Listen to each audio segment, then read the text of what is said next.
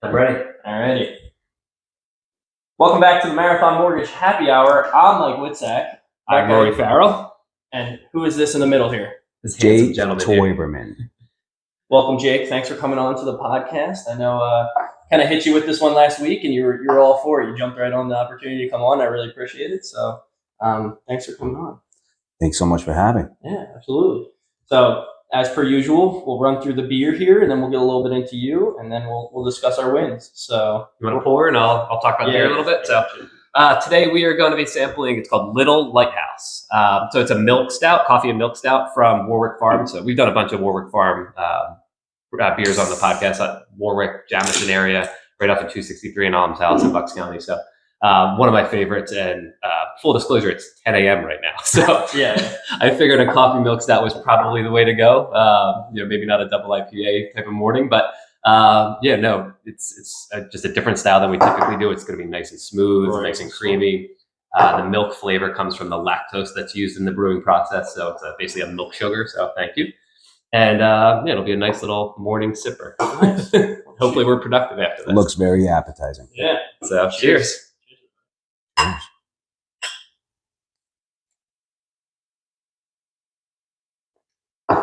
Not bad. Yeah. Wow. What do you guys Impressive. think? What flavors are you feeling?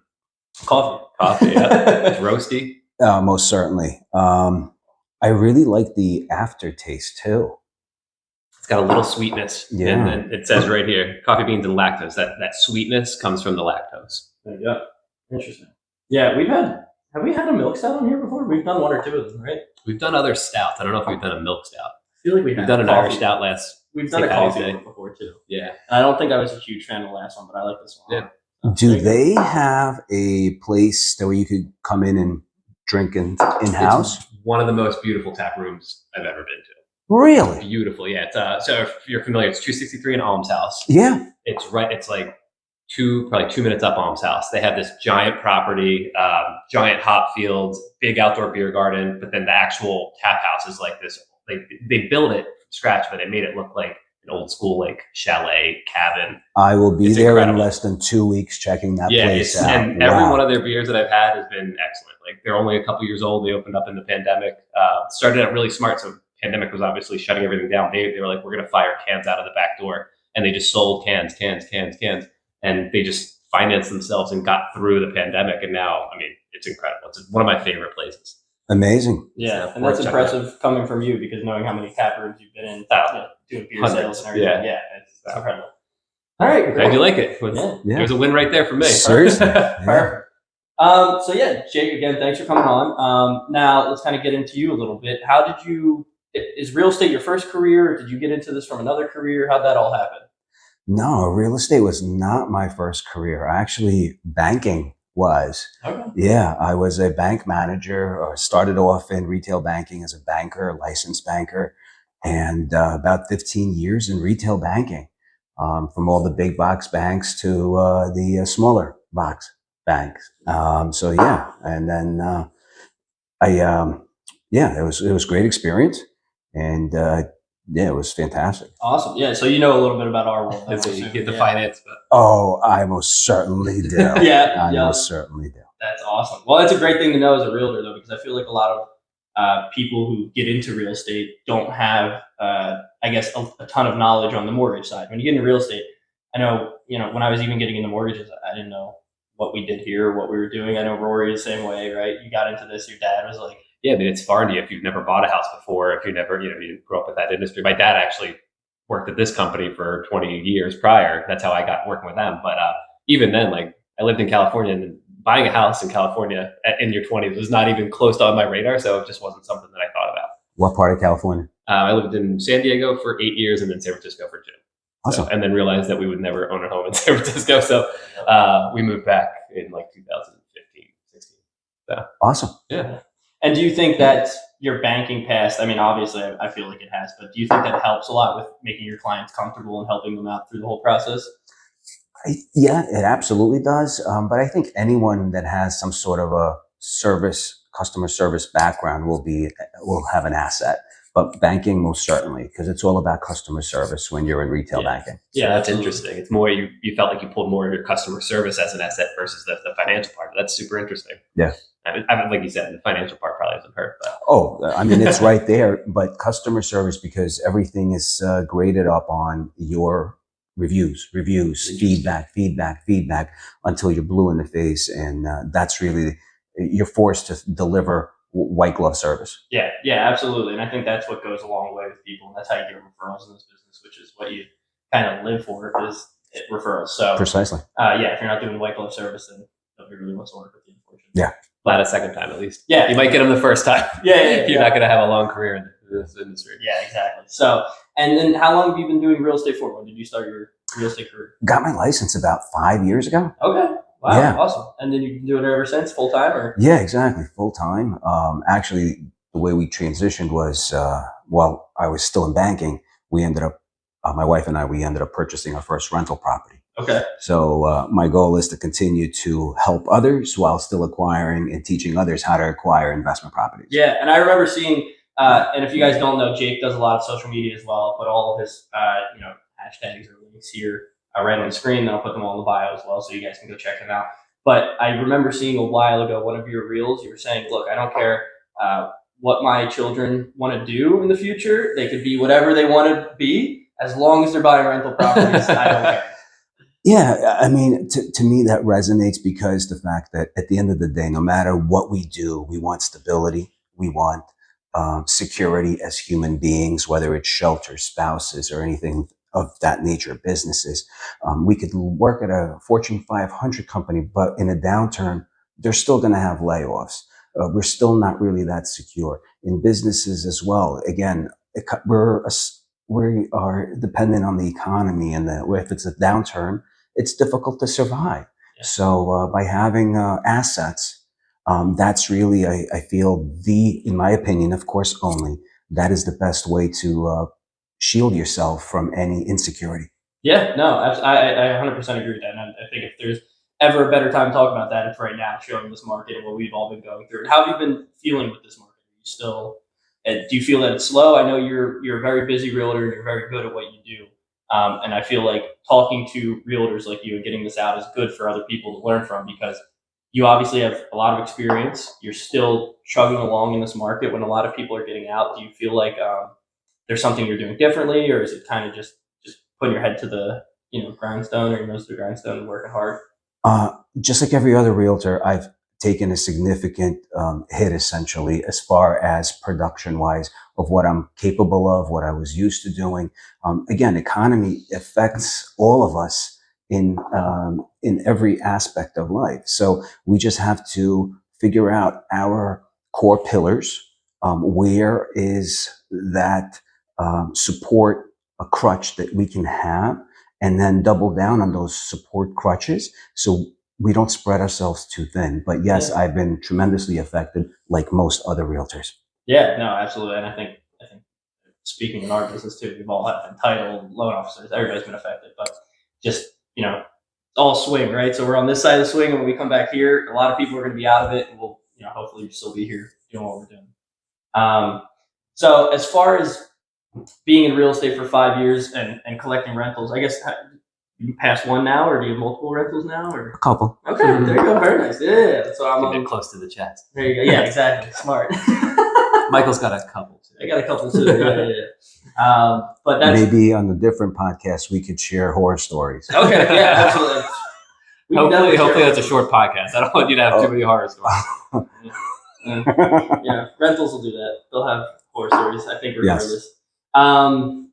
Now, is that something you're obviously, you said you continue to grow with, but as far as real estate goes and your own, I guess, you're not a broker, right? You're working for.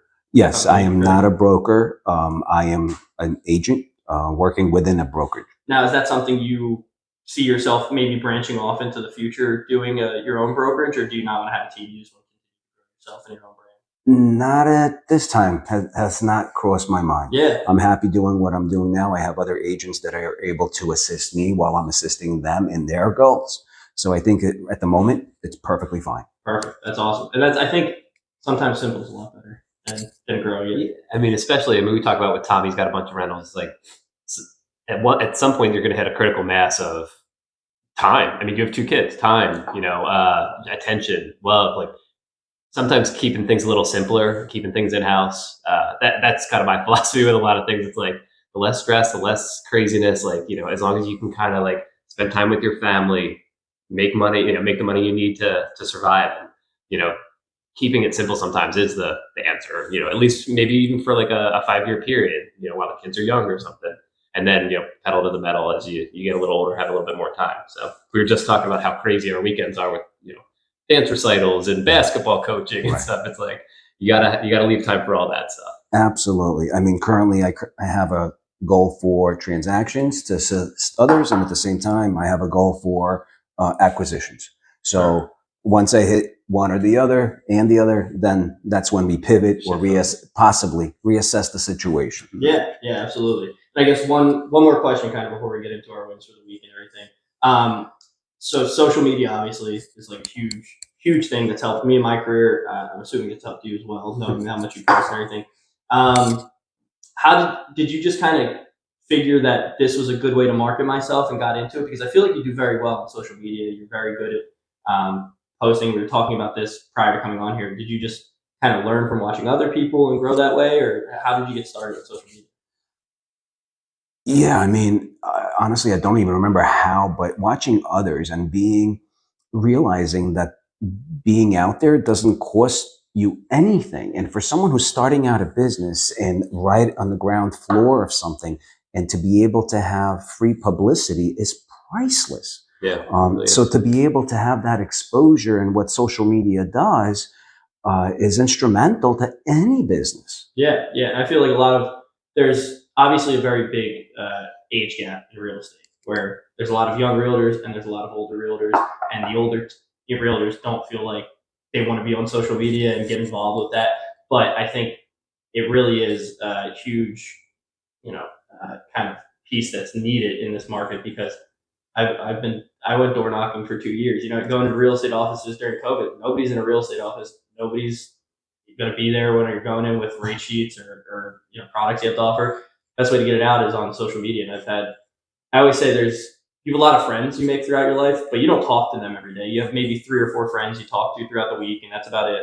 But all your other friends, they're following you on social media. They're watching what you're doing. It's like I've had so many referrals come through because they know what I do, and they're, hey, it's time for me to buy a house. Can you help me out with this? And yeah, absolutely. So I think it's very, very important to be on there, and I love what you're doing on there. So thank you. Likewise. Yeah, thank you. So, and then other than that, did you have any questions for Jake? Or you kind of mentioned like what your goals were for your kids, and I have kids too, and that's a little bit younger, so it's interesting to hear other dads' perspectives and goals. But do you talk about your business and the rental properties and stuff? I mean, your 9-year-old's a little young, but maybe your 14-year-old. Like, do they kind of have a concept of what you do and what their perceived goals should be? My 9-year-old will be able to tell you right now, she could be anything she wants as long as she owns a rental property. Okay, so she knows. She's absolutely 100% with it. Okay, cool. Yeah. Very good. Yeah. And your 14-year-old? Oh, without a doubt. Same thing. Cool. Yeah. Non-negotiable. That's what I think. I kind of fell into it, luckily, and I'm very grateful I did. My dad was a carpenter for 25 years. My mom has worked in the casino industry her whole life. They never really knew rental properties, and I kind of got referred a book. I read a book, and I was like, oh, this is pretty interesting. And then ever since I was like 15, 16, I want to own real estate. And then 10 years later, here I am. So it's a good thing to definitely start off young and understand. But yeah, it's enough of my piece. I just picture you guys sitting around the fire, you like reading that book, like, now this is how you get into it. This is the capital you need. Reading Rich Dad Poor Dad for the 100%. Yeah. But all right, so we'll kind of jump into the wins. Did you think of a winner now? Yeah, I mean, we just filmed a couple days ago, so not a lot has happened. But over the weekend, just a busy weekend, kind of such a crazy week last week, which I mentioned on the podcast last week. So having some time to like sit down quietly on a non-quote unquote work day and just like get all my ducks in a row and get back to square one to start this week strong. But yeah, with the craziness that was happening last week, turned into actual business this week. So that feels good to like get loans locked, get the applications out, get them into processing. And I mean, we even have one that's closing, I think, in like 22 days. over the Christmas holiday because the seller wanted to close before the New Year. So just like kind of pounding those through. So yeah, Awesome. real business came through this week that was kind of being curated last week. Yeah. So, felt good. That's awesome. Jake, you? I actually just something happened in the last 48 hours that I am just, it's still in awe. About 3.5 weeks ago, my buyers, we went on a house showing. We saw a house, loved it. We submitted an offer. They wanted to waive the inspections. Okay. We did. Out of 6 offers, we were third, and we lost the house. It was just devastating. Yeah, They right, loved it. It was the one. We were the third. I congratulated the agent for getting such amazing attention. Significantly, I'm not even going to say how much over ask. Mm-hmm. It was a very strong offer, and congratulated the agent. She appreciated it. A week went by. Hey, agent, hope everything is well, but if something changes, I'm here for you. My buyers are still in love with this house. Yeah. Because they were so just emotionally drained. Another week went by. Hey, agent, hope everything's well with you. I'm thinking about the house. My buyers are still thinking about the house. If there's anything that happens, please let me know. And of course, I'm sending heart emojis. I'm doing, Really I am doing everything. Absolutely. And she appreciates it. And we're building a relationship at this time. And then 48 hours ago, she says, I think we're about to lose the buyers. Whatever it is, I'm not going into the details of why. It doesn't matter. Yeah. I want my buyers to get the house. She says, I'm expecting to get the termination today.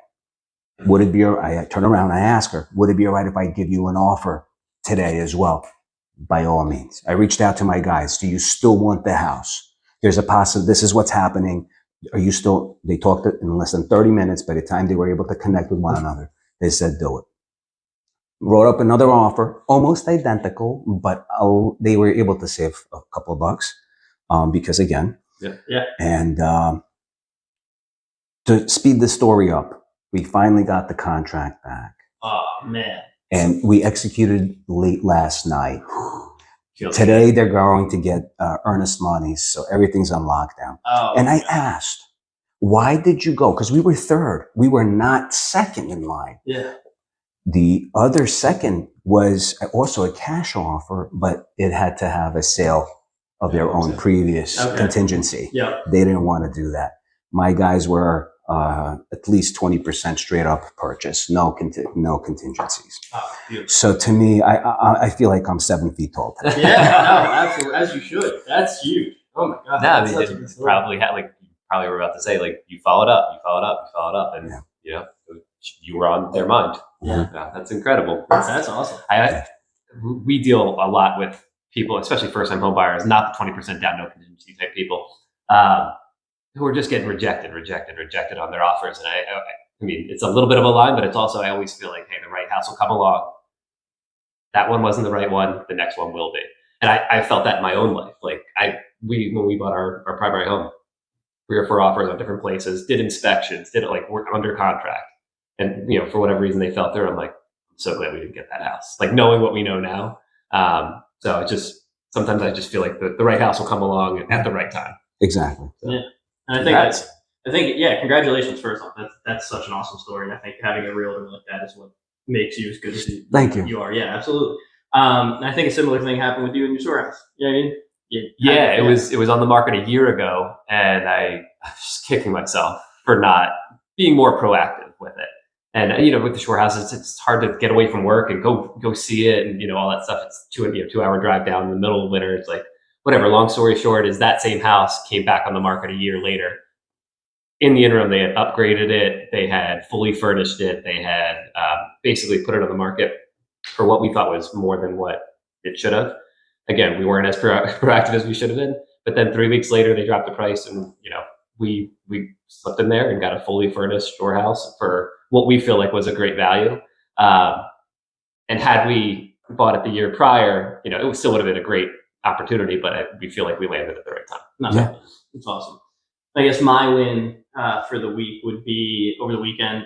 There's another Homestar Realtor actually. I had saved. Remember the phone call I got after the podcast? I saved that deal that happened. There was a deal that was falling through.